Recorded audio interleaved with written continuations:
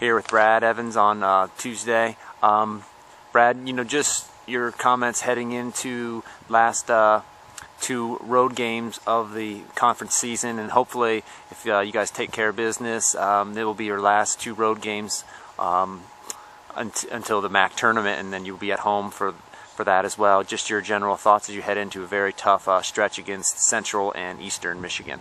As a program, I think we're really excited about the opportunities that lie in front of us. Obviously, nothing is accomplished on one game in conference play. You've got to play 3 more games, and Central's obviously a talented team, been successful as a program, and we're so excited we get to go play them and put ourselves on the field against them and see how good we are. And but you can't just focus on Central. Obviously, Eastern, and they may not have had the record through the course of the season, but let's face it, those coaches are talented. They don't become less qualified overnight. They're good coaches, they have good players. Things haven't fallen their way, but they're also one of the hotter teams in the conference over the last several games, and just enough momentum this time of year can be very dangerous. So we know it's an important game on Sunday as well, so we're not trying to overemphasize one game over the other. It's a 2-game weekend, and there's 6 points on the line, and possibly and hopefully we can grab a couple of ties, win and a tie. We just would like to get some points. Central Michigan is kind of on the same ground as Toledo, dominant on their home field. I think it's 31 in a row, and the last team to beat them in Mount Pleasant are the Toledo Rockets. Have you talked at all about what it's going to take to get over that hump and become that 2008 team that goes up there and win?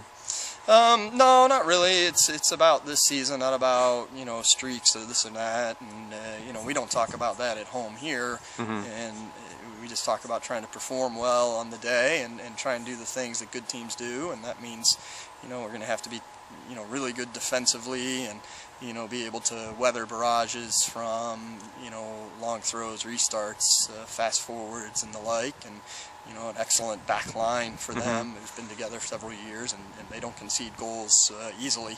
Stingy, so it's going to be a tough game, and we know that. Our players know that. It's just trying to find a way to win one more battle than them on the day. Because it seems like there's a lot of similarities when you look at these two programs. They like the restarts. They're strong, like you said, in back, and they, you guys have only given up 4 goals. How important is that to the psyche of this team, knowing how dominant it's been in that back 5? I think every team, you'd like to think that championships are made with solid defense first, and it certainly gives you a measure of confidence. And I would love our back 4 goalkeeping and the players that we can play in the back, and I think our team is comfortable and confident with those players, and I think that matters too. But I also think the midfielders and the forwards have to do a lot of work as well to help contribute to the cause. And so hopefully we can be solid on the weekend.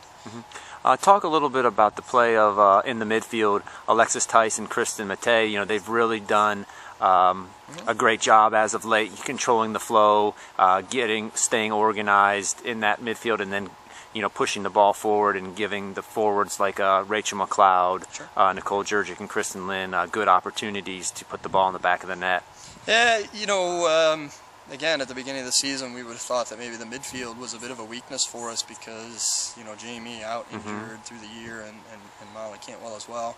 I think it even proves the adage of somebody may develop and step up, and what's been great about Kristen is the injury she had her freshman year, ACL, and didn't come back quite as seamlessly as she would have liked, and it took her some time. But we really started to see late last spring and the Europe trip this summer where I think she could develop into, and all credit to her for how hard she's worked to improve her fitness and stamina to be able to do the things that she does now for us in the middle of the field.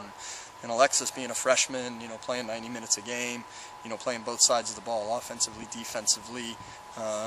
She's a complete player. She's you know, still learning a little bit about, you know, speed of play and different distribution, but, you know, she's been very effective for us as a freshman, you know, more so than I thought was possible, and, you know, we're excited to have her. But, you know, Anna and Megan Blake making the move into midfield, 3 goals and an assist in 4 games is not bad either. So hopefully as a unit we can, you know, that little engine under the hood continues to work well for us. And finally, one thing we've talked about the last couple weeks is the job you guys do on restarts. Corner kicks have been so much of an important factor in goals scored. You know, having 2 of the best servers in Natalia and Rachel, and then finishers in Danielle Case and Alexis Tice. You know, just talk about how that process has come along throughout this course of the fall season. Yeah, you know, it really started last year. We thought as a team, you know, our restarts were lacking. You know, restarts are only going to be as good as your serve in. I mean, the serve really determines what's going to happen. And we spent some time this spring, you know, working on it, discussing it, you know, trying to work on the technique of it, and also working on the mentality of it too, because there's a mental component to restarts. And I think the players have responded well. Obviously, you'd like to be more efficient in that end for the number of corner kicks we've had. But as long as we're creating opportunities, you know, and maybe finishing one here or there, you know, that's a positive. And, you know, it's always good to have the ball in those situations, so we'll certainly continue to try and reap the benefits of it. Just thought of one other thing. Better late than never, I guess, for me to bring this up, but Vicky Traven, co-player of the week, defensive player of the week. I know a lot of that credit has to go to the defense as well, but, you know, just, you know, the accolades that keep coming her way and the defense's way, you know, just a comment or two about that. I'm really excited for Vicky. I'm excited for the team as well, because it should be the first to tell you clearly that it's a team thing, and but I'm happy that she's been able to get that record, which is a testament to her longevity, her ability to stay healthy, persistence, and just desire to be good. You know, and we're very fortunate she chose to come to Toledo, and she's going to leave a great legacy, which is something that, you know, I think every senior wants to leave a mark on a program, and she certainly is going to be leaving hers, and hopefully there's a few more games, you know, in store for her and her classmates. Well, thanks for your time, and good luck this weekend. All right, thanks, Brian.